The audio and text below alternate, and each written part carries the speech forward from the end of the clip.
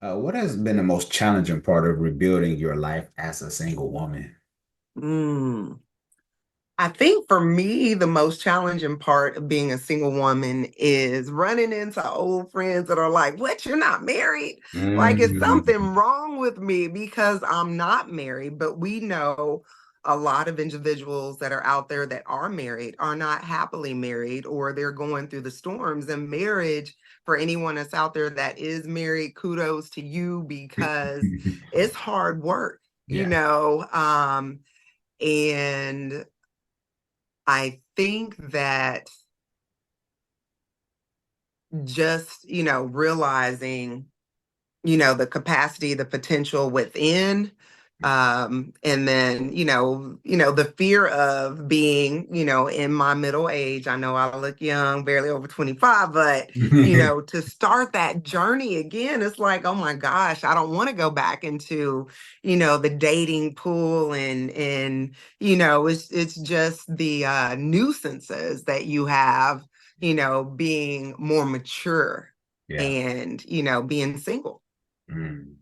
Yeah, because I want to talk about that a little more, but I want to take a quick break and I want to take a minute to talk about the intimacy card deck that my wife and I created, and we want to play a little game. So if you haven't got your intimacy card deck yet, you can check it out at scaredtoremarry.com. You can go and get it under the products tab.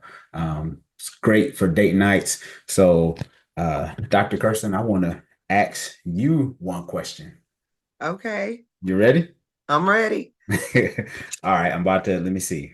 Let me see, because this is an intimacy card deck, but I want to make sure that I ask. Uh, oh, here's a good one. Um, how do you define forgiveness and how do you practice it? Ooh, that's a good one. I define forgiveness as completely letting go of someone that you feel has wronged you. Oftentimes, there can be miscommunications, and we can perceive things differently than what they are intended for. Mhm. So for me, forgiveness is not just, forgiving someone and moving past, it's also forgetting that.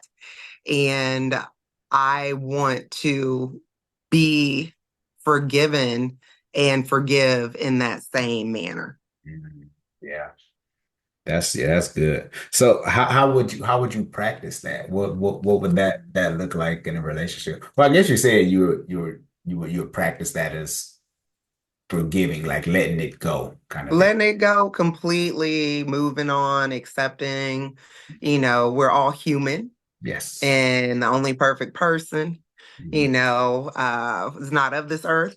Mhm. And so I feel like we have to treat others better than what we want to be treated. Mhm. And there's exceptions to forgiveness. You can only forgive so many times, with certain aspects as well. Yeah. And so you have to set boundaries Mhm. in addition to that forgiveness. Yeah. Yeah, I agree because I think a lot of times in relationships we forget about the boundaries. We sometimes think like, this person is this is the person for me. And sometimes we just kind of forget about the boundaries because we're like, they're gonna treat me good, right? Mhm. And but when those boundaries aren't enforced, it's easy for people to overstep those boundaries. Um, I heard a therapist, her name is Dr. Spirit. I don't know if you've heard of her. Dr. Spirit. She does like a lot of celebrity therapy sessions with people. But she said her and her husband have a 90-day rule where anything that happened after 90 days, we're never gonna bring it up. So Mm. you have this window that if it's bothering you, you have up to this time to deal with it and process it. But she said after that, nope, it's gone because she was saying too many people live in the past about past things that happened while life is still life and now. So I found that to be quite interesting. That's good. Uh, how has being a doctor influenced your approach to dating, and what challenges does it present in finding a partner? Well, I think being a doctor limits the contact and interaction that I would normally have, in my opinion. Hmm. I feel that most potential suitors can be intimidated because of that aspect. Hmm. Um, I've learned in different relationships that depending on how strong an individual is in their manhood, it can be a challenge if your partner makes more than you, although they may say that's not an issue. It can become an issue. So it depends on the individual. Yeah. I have found in specifically my past relationship, you're so excited, and able to support me, with different events, different activities, different ventures that I have. But then I saw a side of jealousy at some point, showing up to these events late, but then you're patting me on the back or standing to the side, and Mhm. it hurt. That can be hurtful. Mhm. Yeah. That can be very hurtful. Mhm. And I think, that's a big challenge when, you're dating a non-professional or even a professional who might just be having a hard time. Mhm. That's good. So, do you find that, do you think it's harder to date someone that's possibly on your level, or does it really make a difference? Maybe just in your experience, or even some of your colleagues. Like, do you find that Mhm. more challenging?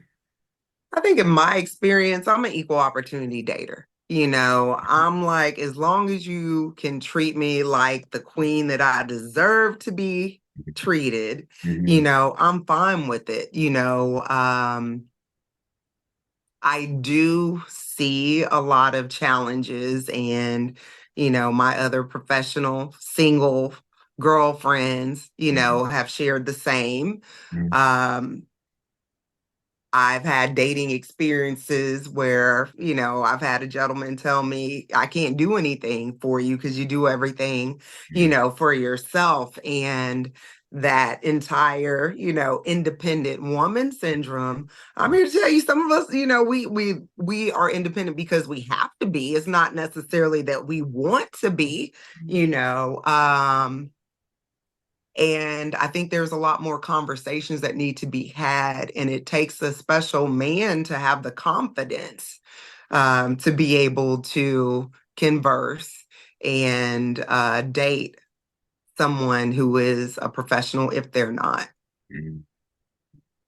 Yeah, because I read a book some years ago, an audio book, and it was called "Why Why Marry a Man You Don't Need," something like that. Uh, Mm. but this lady, she's professional. I believe she's a doctor as well, or something, or she made a lot of money, something. But it just gives the breakdown of the mindset. Like that has to be a struggle for a lot of women, especially if you can do everything for yourself. But like you said, I think it depends on the man. I think it depends on his confidence, um, and knowing that it's not all about money. Because I mean, every relationship shouldn't be just built on finances, even though it's important. But Absolutely. I don't think money buys you happiness. right. It's more about the conversations, how that person makes you feel, what do you have in common? And I had a friend, one of my good friends, Karen, her mother, God bless her soul, was a professional woman, and her father was not. Now they stayed married like almost 60 years, but one of the things that she said is, that should never be a factor. And I wasn't raised in an environment where, you have to have this pedigree in order, to date me, Mm, and I feel that, if you're truly a team, we're going to have ups and downs. You yeah. know, sometimes things are going to look real good, sometimes they're not. But if your relationship is built on status and finances, it's Yeah. not going to last. I Mm, mean, yes, money, you need to talk about budgets and how people view money, of course, yeah. which was another difficulty that I had in my marriage that I was not aware of, because he was a spendthrift and I wasn't. Mm, And but that created an entire different set of challenges, which wasn't the ultimate reason why I got divorced. yeah. Yeah, and that can cause a lot of tension. I had a financial coach on here not too long ago, and she said, and we have a comment as well, but she said she likes it better when the woman is she's more, oh no, when the man is more like financially mature. Stable. Mm-hmm. When the man is financially mature, because he's able to say no. She was saying like men, we say no more than women do. So we're more likely to hold on to our finances. Not saying that in the form of being stingy, but just knowing that Mm. we just can't help every single time, everybody, like we have a household to take care of too. Because she was like, a lot of women, they'll give away the farm, trying to help somebody, you know, Mm-hmm. and there's so much more. But that was a whole conversation piece, but it was a really good conversation. Uh Tanya Gilliard, I believe she real estate, she says too many men actually want to be the woman and then become mad at the strength a woman has to carry. Ooh, I like that. And I would somewhat agree with that. I mean, if we look at traditional roles as what we saw, most of us grew up or have elder relatives. Mhm. And if we look at the success of those long lasting relationships from the past, we see traditionally the man was the provider, or, but they always pulled everything. And I may get some flack from some folks, It's but so I good. feel like a lot of issues we have, especially in our community, is the fact that there's a lot of absent fathers from the home, right? So we don't have that. We have more single women raising kids. That's across the board, across every ethnicity right now. I don't know what those statistics are, but some of these women are raising these men who are still breastfeeding no matter how old they are. And there are women that will date said men and not have any expectations. Like, I'm sorry, I'm not going to go to work and you just sitting on the couch when I come home. That's just not what, or just date someone just to say I'm in a relationship. And that's where I feel there are women who are relationship dependent, Mhm. and it's not about the quality. Like, what are you bringing to the relationship? Like, this is what I bring. What are you bringing to the relationship? And that creates a whole another issue. You could probably do that's another topic for you. Just don't. I call them just don't do nothing. And a lot of these mothers have raised, unfortunately, in my opinion, have raised, men that, like baby boy. Remember baby boy? Like we can Baby go back to boy. baby boy. Yeah, you want some eggs? Yeah, yeah. Want some eggs? Yes, where mine at?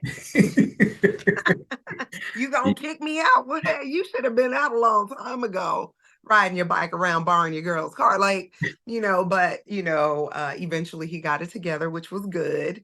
But it's that's a huge issue, I believe, as well when you're looking at dating. Yeah. Yeah, because that's a topic within itself because and no shade to single moms. Love y'all. Love y'all. Love my single moms. Y'all know I do. But I do believe that, especially if you have a son, it's so important to get him around other men. If the dad is absent or he's trash, whatever. get him around other men, whether if that's in sports, get him around other boys his age, keep him Mhm. busy in sports, get him involved in church, and depending on the age, if they're teenagers and stuff like that, just get them around other people because boys need, we need that balance, but I think we need a little more discipline Mhm. to make sure that we legit out here because those same boys that you raised that, that's just mama's boy, those be the ones that the women complain about 20 years from now.